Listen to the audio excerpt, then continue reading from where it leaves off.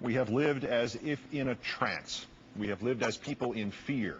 And now, our rights and our freedoms in peril, we slowly awaken to learn that we have been afraid of the wrong thing. Therefore, tonight have we truly become the inheritors of our American legacy.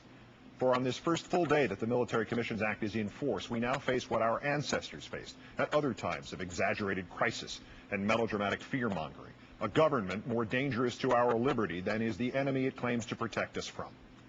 We have been here before, and we have been here before, led here by men better and wiser and nobler than George W. Bush.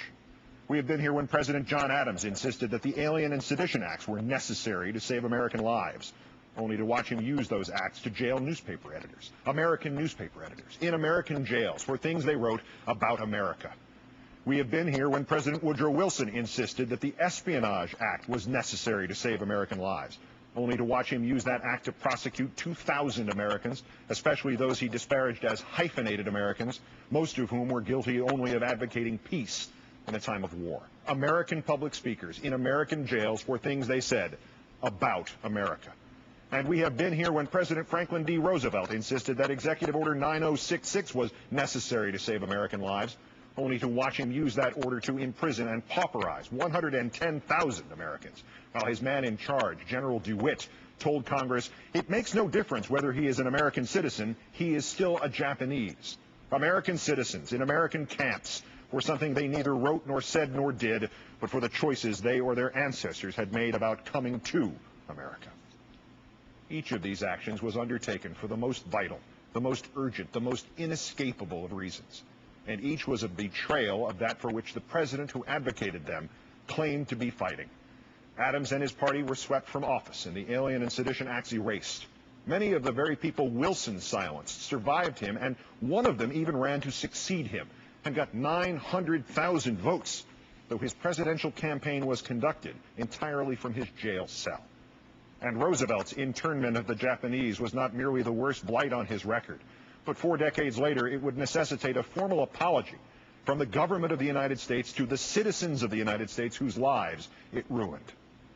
The most vital, the most urgent, the most inescapable of reasons. In times of fright, we have been only human. We have let Roosevelt's fear of fear itself overtake us. We have listened to the little voice inside that has said, the wolf is at the door. This will be temporary. This will be precise. This too shall pass. We have accepted that the only way to stop the terrorists is to let the government become just a little bit like the terrorists.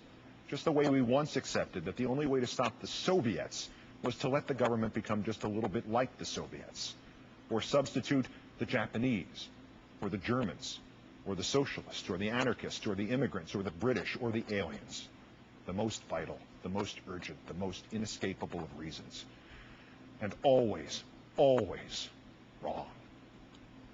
With the distance of history, the questions will be narrowed and few. Did this generation of Americans take the threat seriously, and did we do what it takes to defeat that threat? Wise words, and ironic ones, Mr. Bush, your own, of course, yesterday in signing the Military Commissions Act. You spoke so much more than you know, sir. Sadly, of course, the distance of history will recognize that the threat this generation of Americans needed to take seriously was you. We have a long and painful history of ignoring the prophecy attributed to Benjamin Franklin that those who would give up essential liberty to purchase a little temporary safety deserved neither liberty nor safety. But even within this history, we have never before codified the poisoning of habeas corpus, that wellspring of protection from which all essential liberties flow. You, sir, have now befouled that spring. You, sir, have now given us chaos and called it order. You, sir, have now imposed subjugation and called it freedom, for the most vital, the most urgent, the most inescapable of reasons. And again, Mr. Bush, all of them wrong. We have handed a blank check drawn against our own freedom to a man who has said it is unacceptable to compare anything this country has ever done to anything the terrorists have ever done. We have handed a blank check drawn against our own freedom to a man who has insisted again that the United States does not torture. It's against our laws and it's against our values. And who has said that with a straight face while the pictures from Abu Ghraib prison and the stories of waterboarding figuratively fade in and out around him. We have handed a blank check drawn against our own freedom to a man who may now, if he so decides, declare not merely any non-American citizens unlawful enemy combatants and ship them somewhere, anywhere, but may now, if he so decides, declare you an unlawful enemy combatant and ship you somewhere, anywhere. And if you think this hyperbole or hysteria, ask the newspaper editors when John Adams was president, or the pacifists when Woodrow Wilson was president, or the Japanese at Manzanar when Franklin Roosevelt was president. And if you somehow think habeas corpus has not been suspended for American citizens, but only for everybody else, ask yourself this. If you are pulled off the street tomorrow and they call you an alien, or an undocumented immigrant, or an unlawful enemy combatant, exactly how are you going to convince them to give you a court hearing to prove you are not? Do you think this Attorney General is going to help you? This president now has his blank check. He lied to get it. He lied as he received it. Is there any reason to even hope that he has not lied about how he intends to use it, nor who he intends to use it against? These military commissions will provide a fair trial, you told us yesterday, Mr. Bush, in which the accused are presumed innocent, have access to an attorney, and can hear all the evidence against them. Presumed innocent, Mr. Bush. The very piece of paper you signed as you said that allows for detainees to be abused up to the point just before they sustain serious mental and physical trauma in the hope of getting them to incriminate themselves. And they may no longer even invoke the Geneva Conventions in their own defense. Access to an attorney, Mr. Bush? Lieutenant Commander Charles Swift said on this program, sir, and to the Supreme Court, that he was only granted access to his detainee defendant on the promise that the detainee would plead guilty. Hearing all the evidence, Mr. Bush, the Military Commissions Act specifically permits the introduction of classified evidence not made available to the defense. Your words are lies, sir. They are lies that imperil us all. One of the terrorists believed to have planned the 9/11 attacks, you told us yesterday, said he hoped the attacks would be the beginning of the end of America. That terrorist, sir, could only hope.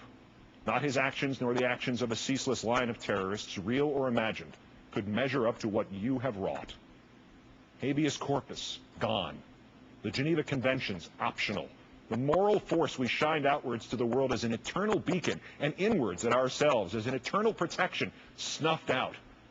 These things you have done, Mr. Bush, they would constitute the beginning of the end of America. And did it ever occur to you once, sir, somewhere in amidst your 8 separate, gruesome, intentional, terroristic invocations yesterday of the horrors of 9/11, that with only a little further shift in this world we now know, just a touch more repudiation of all of that for which our patriots have died, did it ever occur to you once that in just 27 months and 2 days from now, when you leave office, some irresponsible future president and a competent tribunal of his lackeys would be entitled by the actions of your own hand to declare the status of unlawful enemy combatant for and convene a military commission to try not John Walker Lind, but George Walker Bush for the most vital, the most urgent, the most inescapable of reasons. And doubtless, sir, all of them, as always, wrong.